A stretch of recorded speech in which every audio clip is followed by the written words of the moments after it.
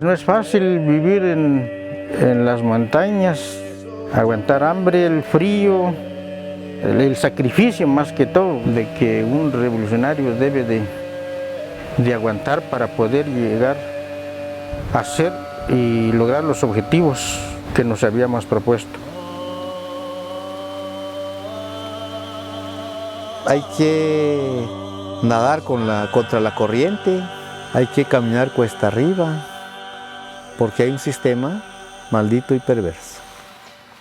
El sistema finca no es solamente un territorio, son también prácticas de las personas que llevamos en el día a día y que tenemos que desconstruir esas prácticas para poder vivir de una manera igualitaria. Guatemala ha sido dividido en dos partes porque poca gente dice que hubo genocidio, otros no, pero nosotros hemos alcanzado a ver lo que se cuestionó acá, pues es el tema de genocidio, ¿va?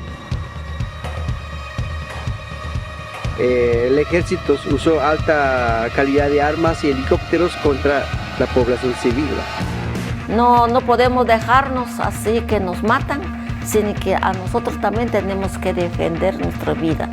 Si a nosotros nos matan a uno, pero también nosotros tenemos que dar mucho bajos a ellos también. La población que más puede afectar en Guatemala es el sector indígena.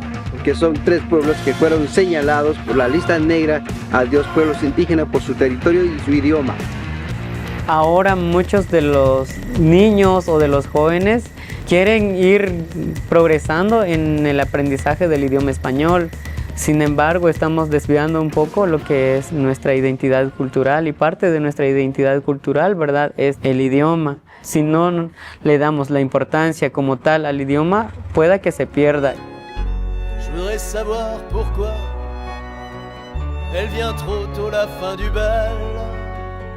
C'est les oiseaux, jamais les balles, qu'on arrête en plein vol.